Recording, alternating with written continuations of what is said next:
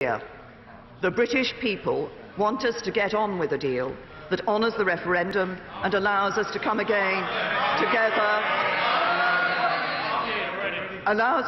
together again as a country whichever way we voted. This is that deal, a deal that delivers for the British people, and I commend this statement to the House. Thank you, Mr. Speaker. I thank the Prime Minister for the advanced copy of her statement. The Prime Minister may want to try and sell yesterday's summit as a great success, but to borrow a phrase, the reality is nothing has changed. The Prime Minister says if we reject this deal, it will take us back to square one. The truth is, Mr. Speaker, under this government, we've never got beyond square one. The botched deal is a bad deal for this country. And all yesterday did was mark the end of this government's failed and miserable negotiations. There can be no doubt that this deal would leave us with the worst of all worlds. No say over future rules and no certainty for the future. Even the Prime Minister's own cabinet can't bring themselves to sell this deal. The Foreign Secretary said yesterday, and I quote, "This deal mitigates most of the negative impact." That's hardly a glowing endorsement. The silence from much of the rest of the cabinet is telling. They know these negotiations have failed, and they know it will leave Britain worse off.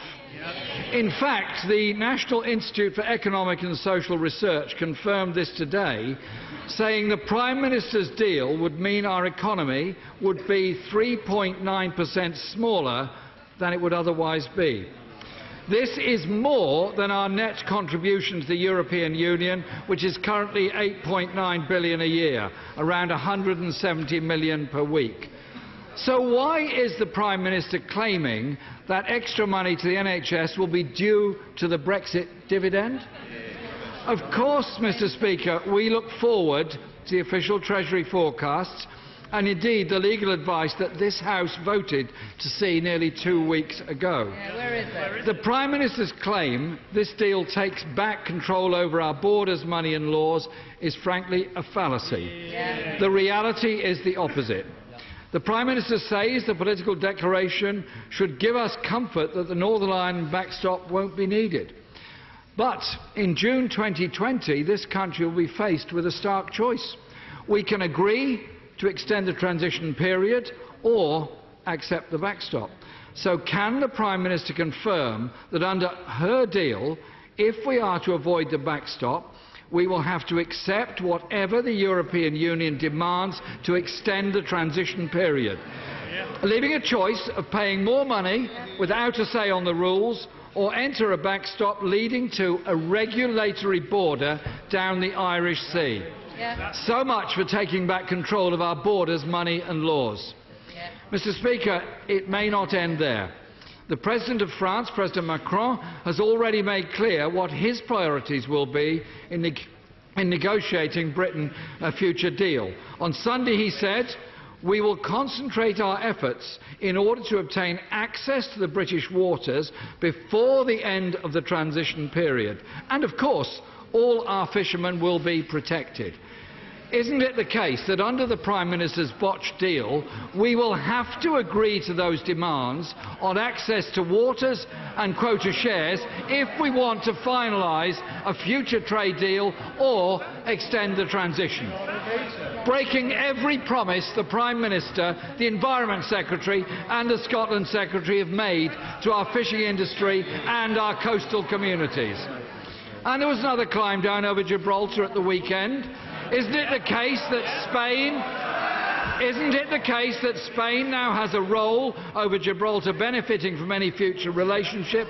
That is still to be negotiated, not something the Prime Minister presented to the Commons last week.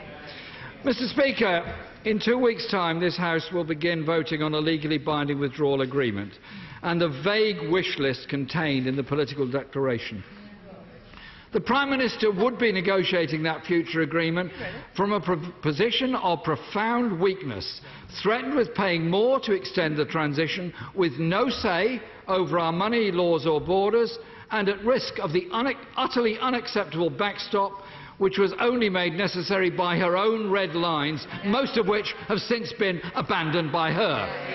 Is it not in the national interest for the Prime Minister to plough on when it's clear this deal does not have the support of either side of this House or the country as a whole? Mr. Speaker, ploughing on is not stoic, it's an act of national self-harm. Instead of threatening this House with a no-deal scenario or a no-Brexit scenario, the Prime Minister now needs to prepare a Plan B, something her predecessors failed to do. There is a sensible deal.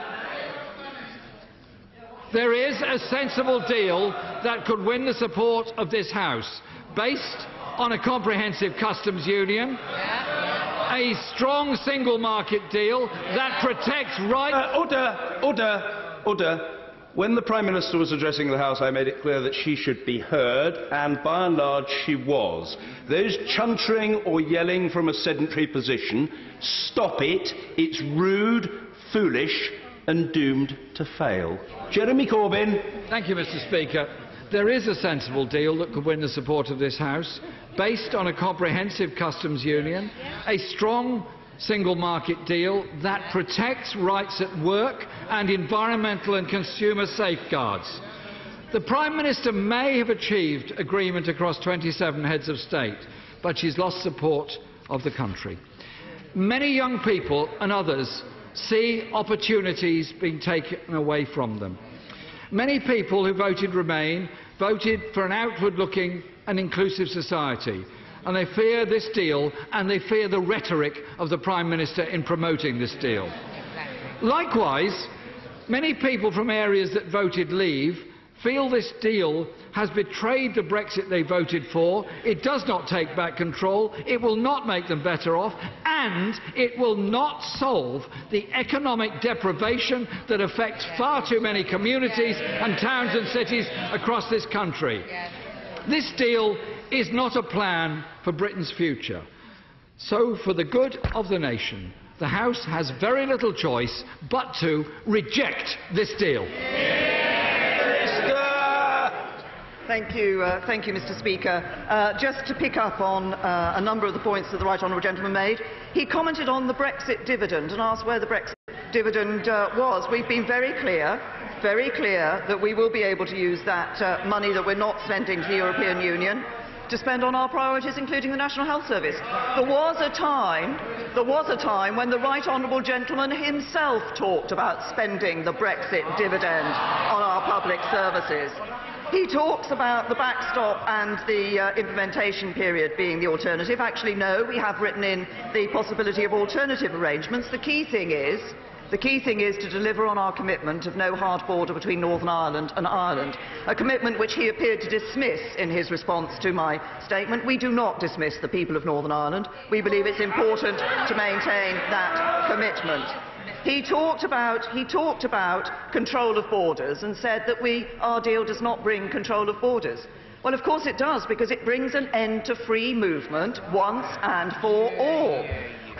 That the Labour Party has never been able to actually stand up and say that it wants to bring an end to free movement once and for all, and that's because they're not responding to the real needs and the real concerns of the British people on these issues. The British people want control of our borders, they want an end to free movement. This deal delivers it. He talked about, I was very interested that it now appears to be Labour Party policy to be in both the single market and the customs union. I hear yeses from the front bench. Well, of course, there was also a time when the right honourable gentleman talked about the importance of having an independent trade policy and negotiating our own trade deals. As a full member of the customs union, which he wants, you can't do that. So again, he's gone back on his words in relation to these issues. He talked about the comments that President Macron made in relation to access to waters, and I recognise that this has raised a question among people about the issue in relation to being in the backstop. But for all of those who are concerned, and indeed for all of those who have commented on this, I think it's important to recall that if we were in the backstop, we would be outside the common fisheries policy, and we would be deciding who has access to fish in our waters.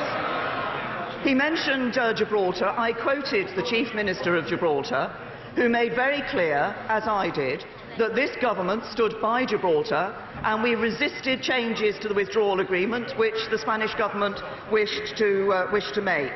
We are clear that Gibraltar's sovereignty will not change. It has not changed, it will not change, and we are proud that Gibraltar is British. He said, I have to say, and finally he talked about dealing with issues of our economy in those parts of the country where we do need to enhance and improve our economy. And I have to say to him, the one thing that is absolutely clear, the one thing that will never deliver for our economy is his policy on borrowing, taxing and spending. It's a balanced approach to the economy that delivers. Mr. Ian Duncan Smith. Mr. Speaker, can I recognise my right honourable friend's genuine endeavours in all these matters and just return her to the point about the backstop? Does she recognise the genuine and real concern held on all sides of the House about what would happen if the UK was to be forced into the backstop? And I listened very carefully to what my right honourable friend said, and she said that the UK doesn't want it, that the EU doesn't want it, and we heard the other day that Ireland said that no matter what any agreement, they would never have any hard border. So it makes you wonder, why is it in the withdrawal agreement at all? But the point I want to make to my honourable friend, and the question really is this: if the government, going down the road toward a negotiation, is heading towards that point when the backstop will become invoked, does that not really generally mean that Mr. Macron is right, that we will come under intolerable pressure to agree almost anything to avoid our entry into what my right honourable friend rightly says is something we never want to be in? No, can I say to my right honourable friend, I do recognise the depth of concern that there has been and that remains for some members of this House about this issue of the backstop. But I disagree with him about the position that would entail. First of all, because, as I indicated in my statement, and it is largely thanks to my right honourable friend and our right honourable friend, the member for North Shropshire, that we are in this position of having within the withdrawal agreement the recognition that there could be alternative arrangements to the backstop or the extension of the implementation period that would deliver for the border of Northern Ireland. But it is right that while I recognise the depth of concern that this is not a situation that the UK wants us to be in, neither is it a situation that the European Union wants us to be in.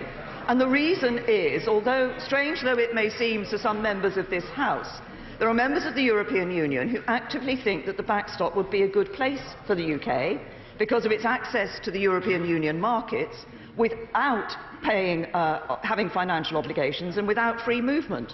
And so that's why they don't want us to be in the backstop either. Neither of us want to invoke it. The Taoiseach has been clear about that. We want to ensure that the future relationship replaces it and delivers our commitment to the people of Northern Ireland. Rhian Blackford. Thank you, Mr. Speaker. The Prime Minister's deal means Scotland is to be taken out of the European Union against our will, and out of the single market, a market which is around 8 times the size of the UK. Mr. Speaker, Scotland voted to remain. Our rights must be respected. Living will rip away jobs, hit living standards and end freedom of movement, something that will make it harder for our precious NHS to attract and retain the staff that we need. Migration has been good for Scotland. The Prime Minister talks about queue jumpers from Europe, an outrageous slur against EU citizens that come here. But she blatantly disregards the rights that we will all lose to live and work in Europe. Mr. Speaker, we are not prepared to give up these rights. The Prime Minister's deal carries no majority in this House and has split her own benches. It means a blindfold Brexit is now certain. There is no long-term agreement on our trading relationship with Europe. It is a deal full of ifs and buts. Crucially, here we are again, with another sellout to the Scottish fishing industry by a Tory government. Well, we've been been here before. We were sold out by Ted Heath, and we've been sold out repeatedly by Tory governments.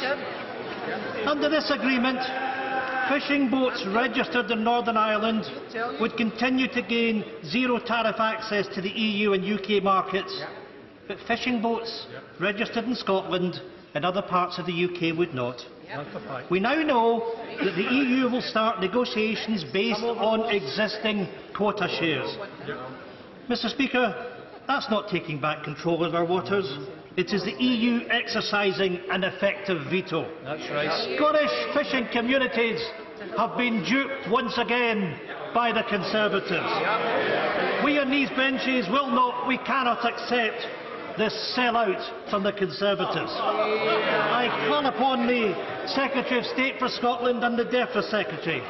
Search your conscience, because your fingerprints are all over this. The agreed declaration states that the transition period after leaving the EU could be extended by 1 or 2 years. Does the Prime Minister accept that that means that the UK would almost certainly be in the CFP with no voting rights for another 1 or 2 years, totally contrary to what the Scottish Secretary has said? The Prime Minister says this deal ends uncertainty. It does not end uncertainty for Scotland's fishing sector or for the future state of the economy, which faces years of turbulence and a bureaucratic tangle. Mr. Speaker, there is talk of a Brexit TV debate. Will the Prime Minister debate with the First Minister of Scotland? Mr. Speaker, the way Scotland's interests have been dismissed by the UK Government throughout this process demonstrates the real cost of not being an independent country able to take our own decisions. The day will come, Mr. Speaker, where Scotland will be an independent country. Mr. Speaker, we on these benches will continue to work across parties to put in place a deal that works for Scotland, and we will support another referendum on EU membership. Thank you, Mr. Speaker. I'll address the two main points. The Right Honourable Gentleman once again gave most of his comments over to the question of fishing, but he mentioned the question of migration. I think it is important that we deliver on what people voted for at the referendum, and they voted for an end to free movement. And that is because they felt that it was not right that people had a right to come here, were freely able to move here based on the country they came from rather than their contribution to the United Kingdom. We will be able to put in place a skills-based immigration system that is based on people's skills and their contribution to our economy. And then he devoted the majority of his comments to the whole issue of the common fisheries policy. He talked about a sellout of Scottish fishermen. The real sellout of Scottish fishermen is the SNP's policy to stay in the common fisheries policy. Who is it who has been standing up for Scottish fishermen in this House? Conservative Scottish backbenchers. Never. All the Scottish Nationalist Party want to do, is stay in the common fisheries policy, and that indeed would be a sellout of Scottish fishermen. Mr. David Davis. Thank you, Mr. Speaker. If the European Union really intends in good faith to rapidly negotiate a future trade agreement, why can we not make the second half of £39 billion payment conditional on delivering it? As my right honourable friend is aware from the early negotiations that we held on this particular issue, the £39 billion has been determined in relation to our legal obligations.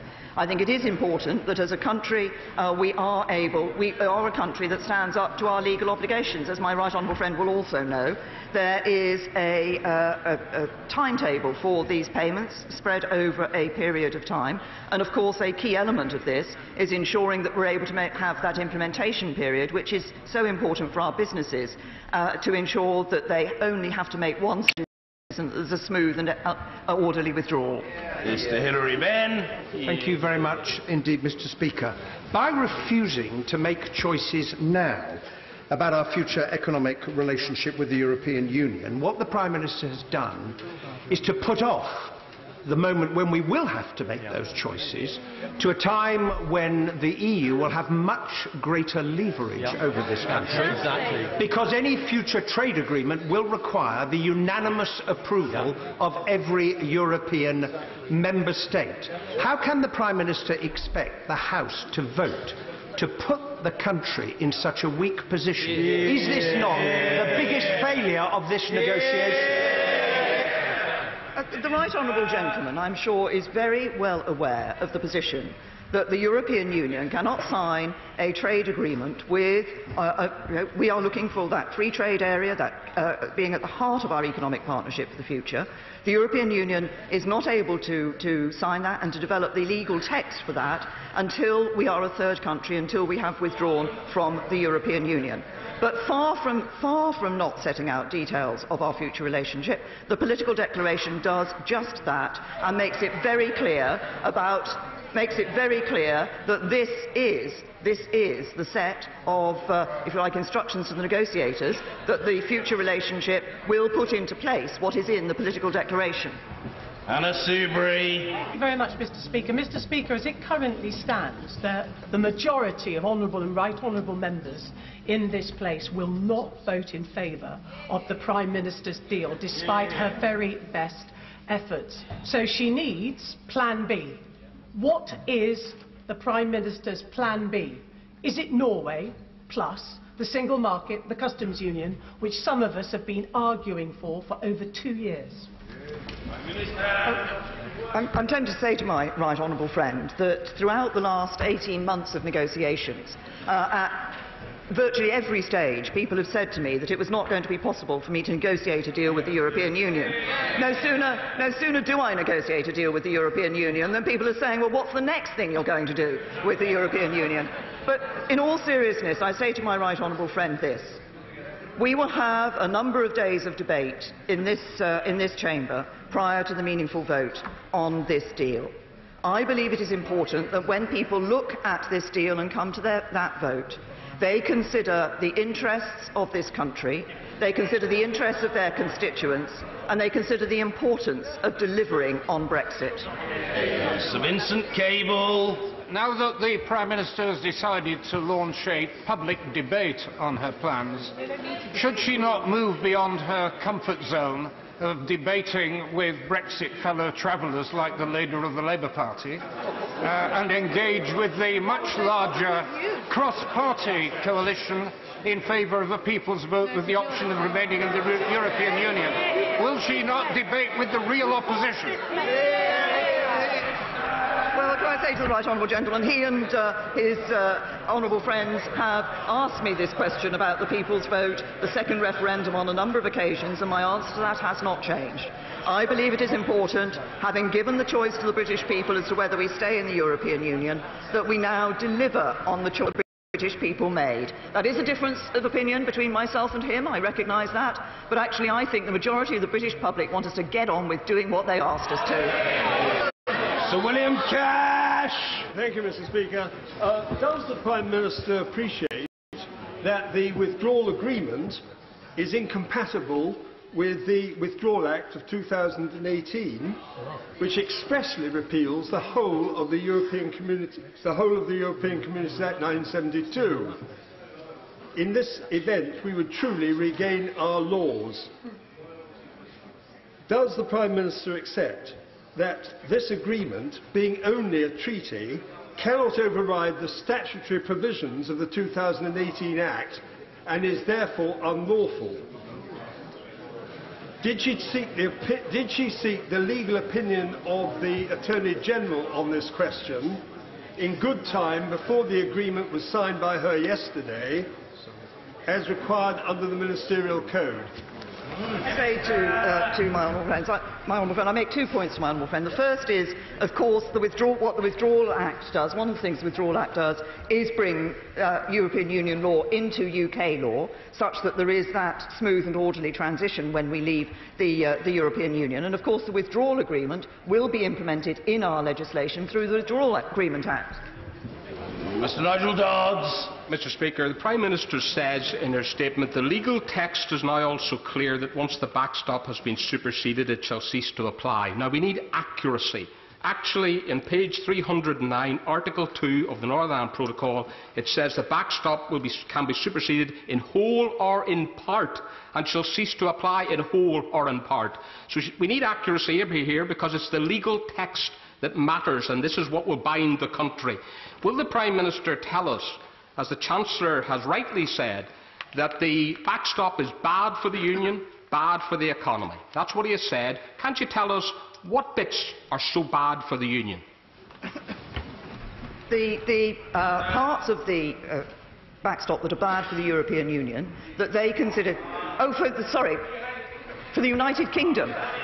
Yes, well, this is what we want to be able to do, is in the future to be able to have our independent trade policy. One of the issues in relation to the backstop is whether or not we would be able to do that. That's one of the issues that we would not want to see within us continuing to be in the backstop for. Mr. Boris Johnson. Mr. Speaker, I congratulate my right honourable friend on beginning her campaign to sell this deal to the country with the frank admission just now that it is unsatisfactory.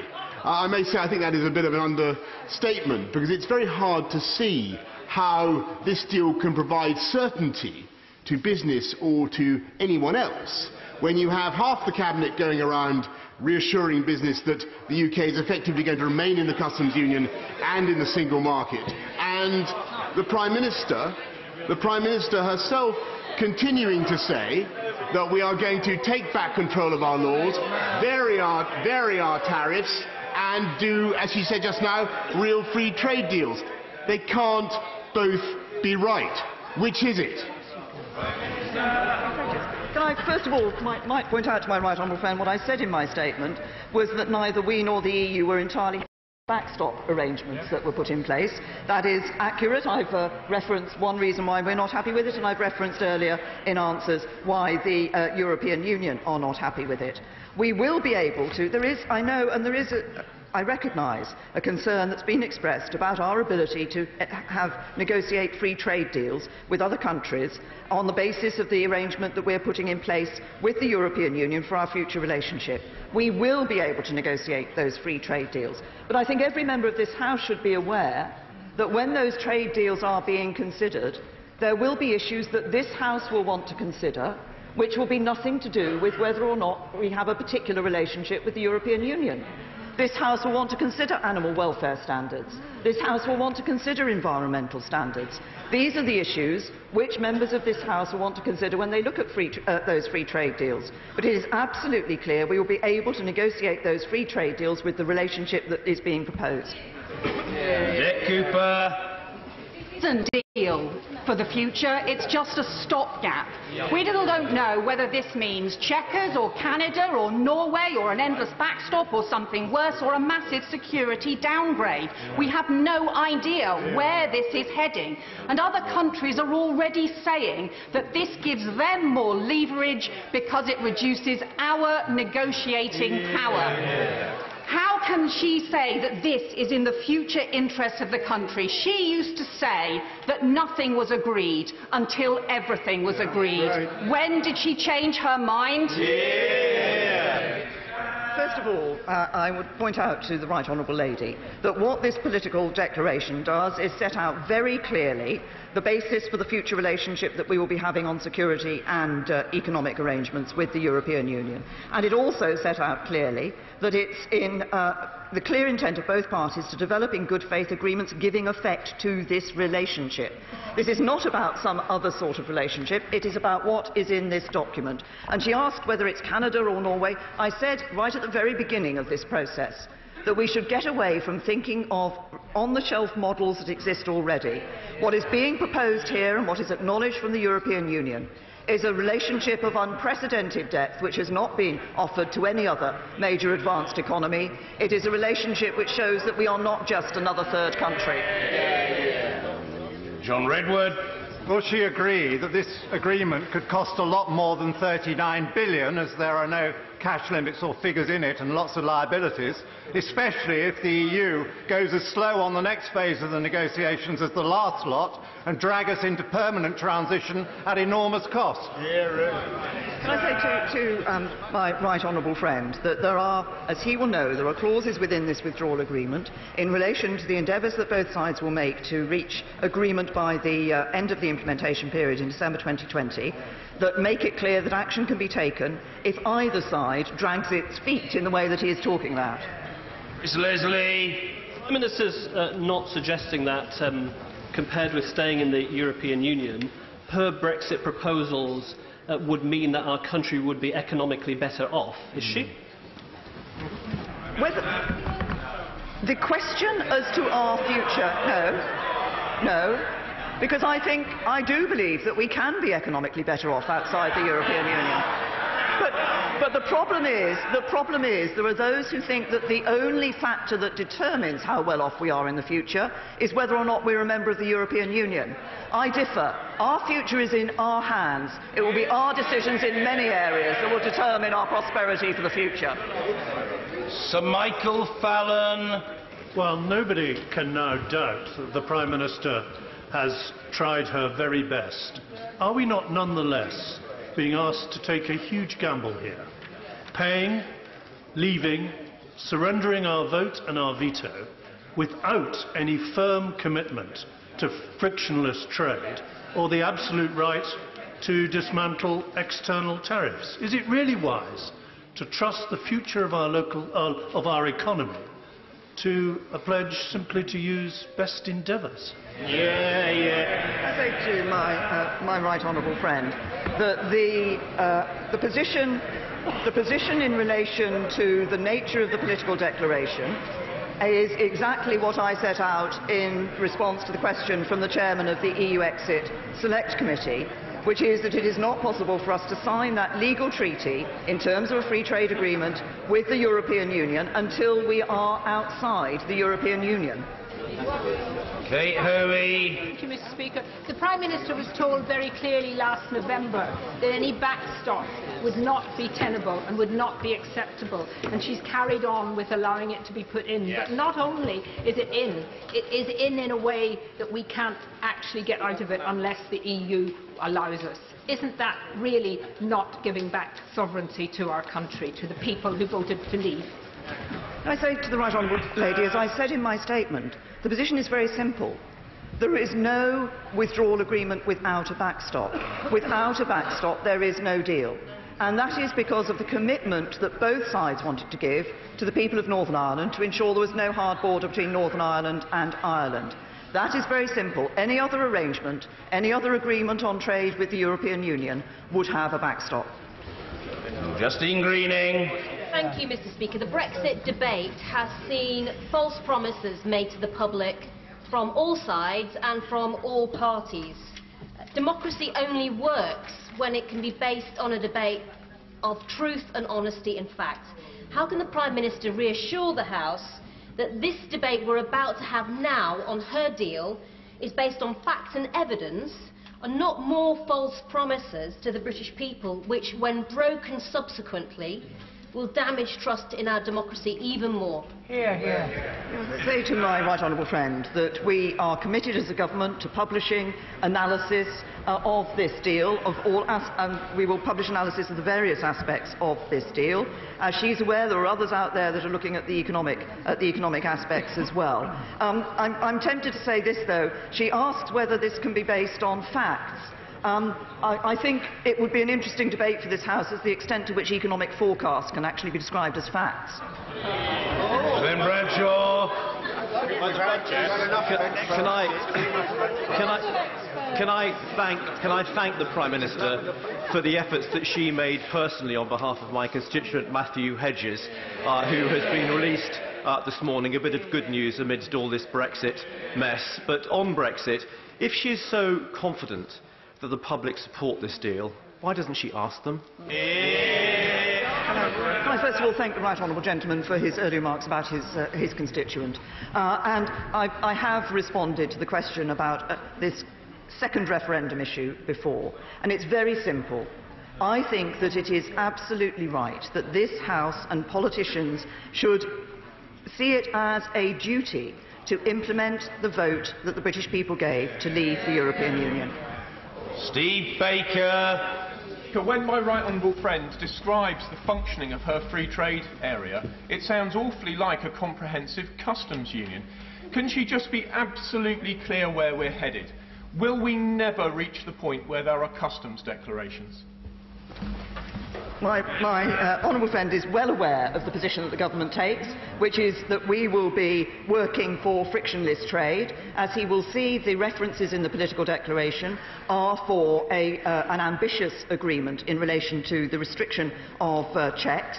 But my honourable friend will also be aware that obviously there is a balance between the rights in terms of access, frictionless access, against the obligations.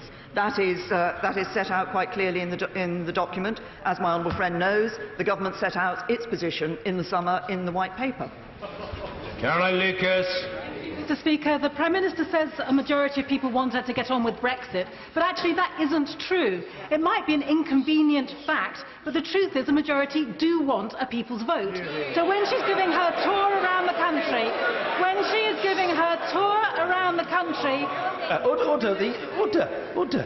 The Honourable Lady is entitled to ask her question without being consistently shouted at.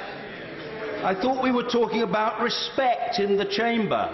Try remembering it. Well, maybe somebody who says, were we, doesn't care about that, but most of us do, and I want to hear the Honourable Lady and the response to the Honourable Lady. Caroline Lucas. Thank you, Mr. Speaker. We've heard that the Prime Minister is tour the country to sell her bungled deal to the public. Why doesn't she try listening to the public rather than having a stage-managed opportunity just to hear a whole load of waffle? Why can't people actually have the chance to have their say in a people's vote? If she really trusts them, she would do it. Can I say to the Honourable Lady that I've answered the question of the people's vote earlier, but I do listen to the public, and when I go knocking on doors asking and listening to people when they say, the overwhelming view is get on with it and do what the vote says. Owen Patterson. Mr. Speaker, the Conservative manifesto at the last election promised to deliver the leave vote by leaving the single market, leaving the customs union and leaving the remit of the ECJ. Many of us, endorsed by experienced lawyers, believe that this document does not deliver that. It also is a clear breach of the principled consent of the Belfast Agreement, and it's going to cost us £39 billion. As a majority across the House, including myself, Mr. Speaker, intend to vote against this deal, at this late stage, would the Prime Minister acknowledge that the obstacle to President Tusk's offer of a free trade deal was the problem of the Northern Irish border? In her political declarations, she's acknowledged that the current techniques and process can sort that. Will she therefore please, at this late stage, look to a comprehensive free trade deal with our solution to the Northern Ireland border? Can I say to my right honourable friend, at the heart of this political declaration, at the heart of our future economic partnership, is a comprehensive free trade deal. It's just a better comprehensive free trade deal than Canada. Angela Eagle. Thank you, Mr. Speaker. In the Prime Minister's lexicon, is smooth and orderly the new strong and stable? A smooth and orderly exit is what business wants, and I'm sure what citizens want up and down this country. Mark Francois. Mr. Speaker, Prime Minister, there is one thing on which we could all agree, which is that when we come to vote on this in 2 weeks' time, this will be about the most important thing that those of us in this House will ever vote upon in our entire lives. Now, the Sun and the Telegraph this morning described this deal as a surrender. I'm afraid it is. No sooner is the ink dry than the Spanish are after Gibraltar and the French are after our fish. Prime Minister. Order. Sit down. Order. Let me say to members around the right honourable gentleman, including some who fondly imagine they're going to be called to ask a question, don't sit there heckling your colleague. He's got a right to be heard. If you don't like it, listen with courtesy in silence, and if it's that bad for you, you're welcome to leave the chamber. The right honourable gentleman will be heard. Amen. End of subject. Mark Francois. Thank you, Mr. Speaker. The Prime Minister and the whole House knows the mathematics. This will never get through. And even if it did, which it won't, the DUP on who we rely for a majority have said they would then review the confidence and supply agreement. So it's as dead as a dodo. Prime Minister, I plead with you. The House of Commons has never, ever surrendered to anybody, and it won't start now. And can I reassure my right honourable friend, as I referenced in my statement in relation to Gibraltar, that the United Kingdom has not surrendered in those matters that he has referred to. He talked about the Spanish position on Gibraltar. The Spanish have always had that position on Gibraltar. He talked about the French wanting our fish. As he will know, French fishermen have long been wanting and fish in our waters. What they did want to do in the political declaration was to link that access to our waters to our access to markets in relation to trade. We resisted that. We continued resisting that, and we resisted it in the document itself. And we will continue to resist that and continue on Gibraltar to stand by the people of Gibraltar. Mr. Barry Shearman. The Prime Minister deserves some sympathy trying to front up that divided mob behind her. But the fact of the matter is, she used the term in her remarks, it ain't going to happen, or isn't going to happen. What isn't going to happen is quite right. She is not going to get a majority in this House for this deal because it would leave the British people worse off. And a growing concern now is that many of my constituents want us to assert parliamentary supremacy on this, which she mentioned in her Lancaster House speech, and let us get back into the European Union where people will get a better deal at the end of the day. Well, the right honourable gentleman talks about parliamentary supremacy. Of course, it was this Parliament that decided overwhelmingly to ask the British people their view on our membership of the European Union. They voted, they gave that view, and I believe it is our duty to deliver on it. Mr. Jacob Rees-Mogg. Thank you, Mr. Speaker. May I first of all thank my right honourable friend for making 3 statements to the House of Commons in 10 days, which I think is boycottian in its achievement. To an earlier question, the Prime Minister said that we had a legal obligation to pay £39 billion. I wondered if she's forgetting the report of the House of Lords from March 2017 that said in the event of leaving without a deal we owed no money at all. Therefore, what are we buying with £39 billion of taxpayers' money? Can I assure my honourable friend that I have not forgotten the House of Lords report, but there is a different opinion in relation to the House of Lords report, and that opinion is that there are legal obligations that this country would hold to the European Union in relation to financial payments in any circumstances. As I've said before, I think it's important that we are a country that upholds our legal obligations. Joanna Cherry. Thank you, Mr. Speaker. Tomorrow I'll be part of a cross-party group of Scottish parliamentarians from the SNP, the Labour Party and the Scottish Green Party, who are going to the Court of Justice in Luxembourg to establish that it would be possible for this Parliament to tell the Prime Minister to revoke her Article 50 notice. Does she share my sense of pride that it will be Scottish parliamentarians and the Scottish courts that will give this Parliament a true alternative to her deeply flawed deal? Can I say to the honourable lady that I know she has consistently raised this issue of the revocation of Article 50, and as she knows, it is not going to happen because it is not government policy. Jay Johnson. Thank you, Mr. Speaker. The Prime Minister said in her statement and in various letters that her deal will protect jobs. Could I ask her, please, to tell me which region or regions of the United Kingdom will be more prosperous with higher productivity and higher GDP per capita than they do and than they will under present arrangements within the EU? I say to my honourable friend that the answer to that question is the extent to which we are able to enhance the prosperity and the number of jobs in regions of the United Kingdom depends on a whole variety of decisions that will be taken by this government. It is our good management of the economy that's ensured that 3.3 million jobs have already been created. And if my honourable friend remembers the budget that was given in November, he will also have seen the OBR's prediction that 800,000 jobs will be created over the next period of years in this country. Stella Creasy. Mr. Speaker, the Prime Minister has been very clear this afternoon that she doesn't think it is right that the public, having had a vote to leave the European Union, should have a say on what happens next on the deal that she has done. Can she therefore confirm that if this House votes down her deal, she will not seek to force a second vote on this deal? Or will we find out, as the DUP have, that it's one rule for her and no say for anyone else? Say to the honourable lady that I will be working to ensure and persuade members of this House that this is the deal that is on the table. This is a deal that delivers on the vote of the British people, and it does so while protecting jobs, protecting our security and protecting the United Kingdom. Sir Bernard Jenkin.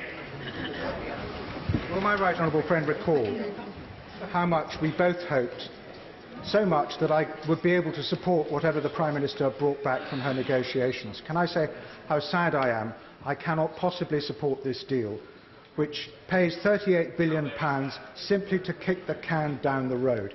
And how can we possibly agree to an arrangement at the moment where we have the unilateral right to leave the European Union, but we have no such unilateral right to leave these new arrangements, which will be subject to an EU veto? That's exactly. Giving up control, not taking back control. That's right. As I set out in my statement, various elements relating to the backstop, which is what my right honourable friend has referred to. Of course, looking at the future treaty arrangements which will cover security partnership and the economic partnership, I would expect that, as in any trade agreements, there would of course be appropriate arrangements for review and for the question of a potential termination of those relationships. I repeat the point that I have made previously in relation to the £39 billion. I think it would be wrong for this House to believe that there were no legal obligations to pay money to the European Union that the United Kingdom has on leaving. There are legal obligations to pay money to the European Union, and I think it is important that we abide by those obligations. Luciana Berger. Thank you, Mr. Speaker. The National Institute of Economic and Social Research published a report today that shows that this deal would make the UK £100 billion a year worse off by 2030. That equates to £1,000 per person per year. If the Prime Minister really believes the majority of the UK want that outcome, can I politely suggest that she's not knocking on enough doors? And will she commit to giving the nation a final say on the exact terms of her deal? To the honourable lady that I have responded on a number of occasions this afternoon, and indeed in other occasions when I've given statements to this House, on the question of a second referendum. Dr. Julian Lewis. Saturday morning, our right honourable friend the Chancellor told the Today programme that as the UK is split down the middle over the European Union, and I quote, "Anything which looks like one half of the country winning and the other half losing would be disastrous."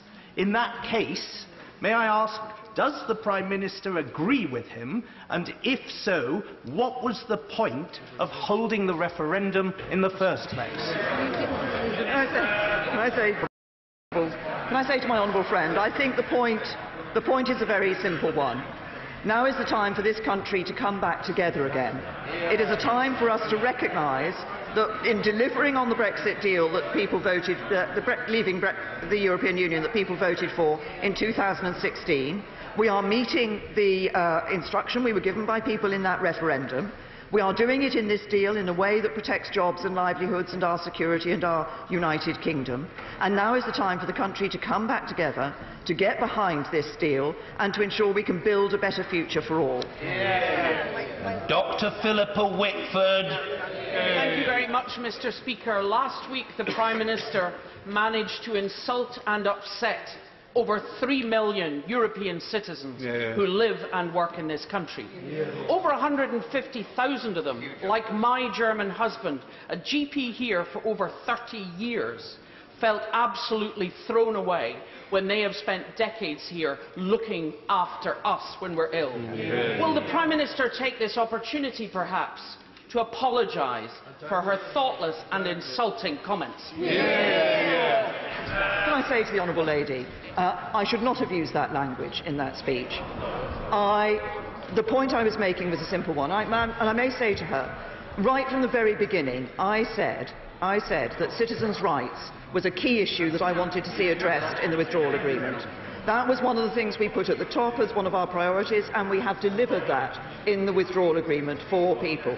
But can I also say to the Honourable Lady that I think there was a point that for the most people here in the United Kingdom, they want to see people coming to this country with the skills and wanting to make a contribution. Her husband has made a contribution as a GP here in this country.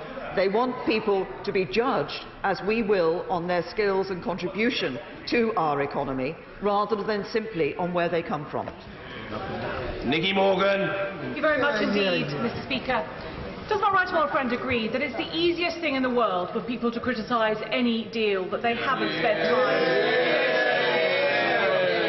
And it's the easiest thing in the world for people to remain in their entrenched positions that they've been in for the last 2 years. But actually the braver thing and the right thing for this country now is to challenge ourselves on our views of Brexit, to step up to the plate as elected representatives and to give this deal the scrutiny that it needs, to read carefully the economic forecast the government is going to publish, and to realise that what will cost us far more than £39 billion is a no-deal Brexit. Can I say to my right honourable friend, and I think this was a point that was made very well by our right honourable friend, the member for Rayleigh, that this is a very important moment for this country. And that is why when people come to debate this topic and to vote on this topic, I hope they will look, as she has said, look at what is set before them in terms of analysis, look at the details of the deal, recall the need to deliver for the British people on the vote of Brexit, but also recall the need for us to consider our constituents' jobs and livelihoods for the future. This is a very serious... debates in this House are all about serious matters, but this is an historic moment for our country, and it's right that we approach it in the right way. Frank Field. Does the Prime Minister accept that should we have to use the backstop, we can only escape if the whole of the rest of the EU gives us permission to do so, and that they are in a position to demand any ransom to gain our exit?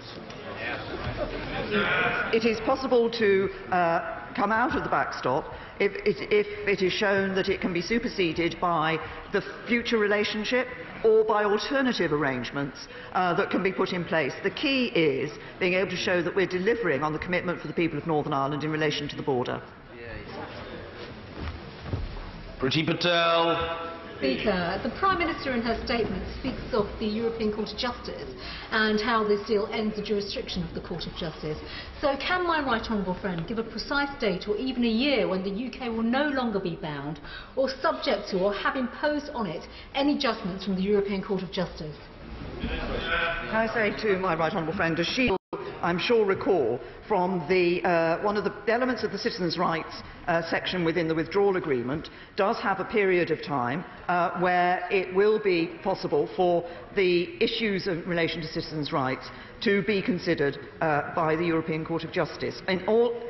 After that point, there will be no jurisdiction of the European Court of Justice in the United Kingdom. In all other matters, there will be no jurisdiction of the Court of European Justice in the United Kingdom prior to that point. There is a limited range of issues that can be considered in relation to citizens' rights during that drawdown period.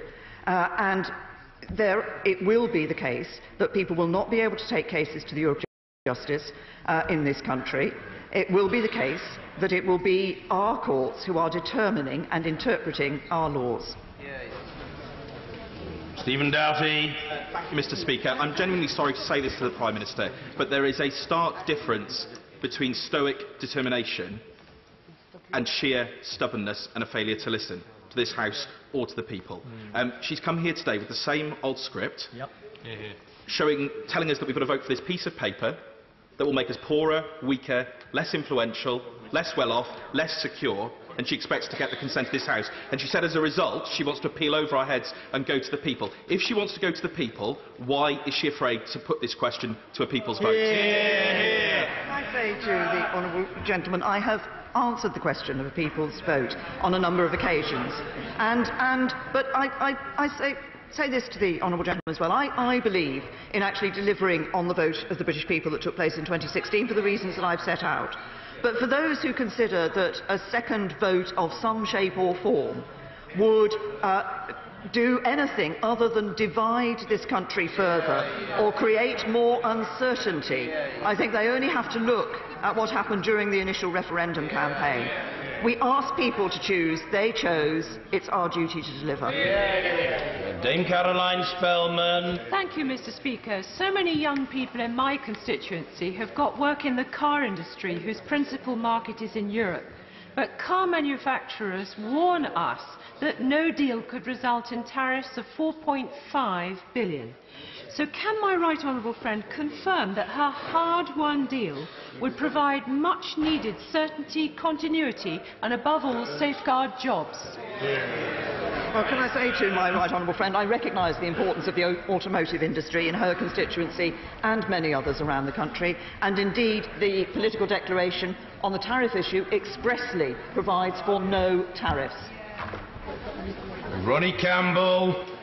Prime Minister, will this agreement that you've sought stop a federal Europe, us joining a federal Europe, stop with joining the euro and never to join it, and stop the dictates and the stupid laws coming from Europe? Because the way I see it, we've got 2 feet in, with 1 arm out. I think I can give the honourable gentleman comfort on all of the points that he makes. The point is we're coming out of the European Union, so if they choose to go down and push down to a more federal Europe, then we won't be part of that. We're not a member of the euro, we're not proposing, we're coming out of the European Union, so we will certainly not be in the euro, and we will be making our laws. Sir Roger Gale. Mr. Speaker, could my right honourable confirm that under her leadership this United Kingdom will never ever become a vassal state? But could she also confirm that if naked self-interest on either side of this House prevails over national interest, we could end up as an impoverished state? I'm very happy to give my honourable friend the confirmation on the first point that he made. Of course, the proposals that we have put forward in relation to our future economic relationship ensure that it will be Parliament that will be determining our laws. And I think everybody in this House, when it comes to this vote, should be considering and putting first the national interest and not their own or their party political interest. Alistair Carmichael. Thank you, Mr. Speaker. The official note of yesterday's Council meeting states, and I quote, "A fisheries agreement is a matter of priority and should build on, inter alia, existing reciprocal access and quota shares."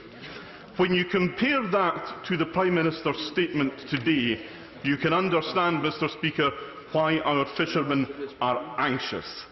This situation only arises because the Prime Minister agreed to include fisheries in the transitional arrangements. With the benefit of hindsight, does she now agree that that was a mistake? Right, honourable gentleman, that is not the case. I think what he is quoting from is the minutes of the Council meeting at 27, which has a number of issues in it, which actually show, and because yes, there are other member states do have concerns in relation to a number of these issues.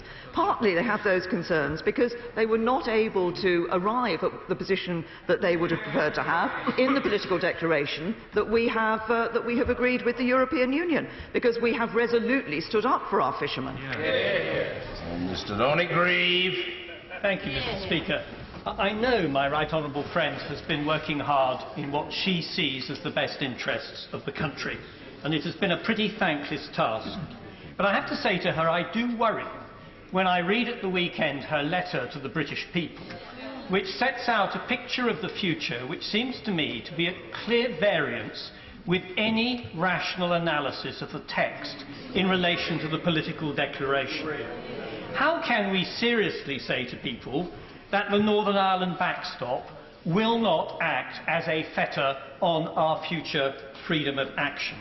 How can we say that we're going to lose the jurisdiction of the ECJ when it is in fact going to continue to play a major part in our lives for the foreseeable future? Wouldn't it be better, if we're going to have an informed debate, that we are completely transparent with the sorts of problems that we are going to have to face when we get through the stage, if she succeeds in her motion in 2 weeks' time, of leaving the EU on the 29th of March? The truth of the matter is that our problems have hardly begun. Of course it is the case, I've explained the reason why earlier, that we have to negotiate the full legal text of the future economic partnership and the future security partnership. My right honourable and learned friend, I know, will understand the reason for that. But what is important is that what we have here in this political declaration is a set of instructions to the negotiators on the basis on which that future relationship will be set. And that is one which in trade terms is ambitious and unlike any other given to any other third country, and in security terms too is unlike any other given to the third country, because it is more ambitious, closer and a better partnership than any other country has. Mike Gates. Can the Prime Minister confirm that if we go back to square one, we will retain a seat, a voice and a vote? We will stay in the single market and the customs union, and we will be a better place than we would be in the backstop? No, we're leaving the European Union, and we're leaving on the 29th of March 2019. Very quickly. Mrs Anne Main. Thank you very much, Mr. Speaker. My right honourable friend, in her answer to the honourable member for Birkenhead, said we can leave the backstop if it can be shown that we have met the criteria. Could I ask who's going to be the arbiter of when it is shown, and who we are accountable to make sure that they will allow us to leave? The initial discussion, of course, takes place between the two parties of the United Kingdom and the European Union. But there is a process that goes through the joint committee of the two bodies. But there is also an arbitration panel, an arbitration process which can be brought into operation in relation to that, because throughout the withdrawal agreement in various elements it refers to the good faith on both sides, and if it is the case that the commitment to Northern Ireland has been met, then I think it would be clear that we would be able to come out of the backstop, were it the backstop that had been put in place in the first place. Rachel Reeves. Thank you, Mr. Speaker. One of the problems that the Prime Minister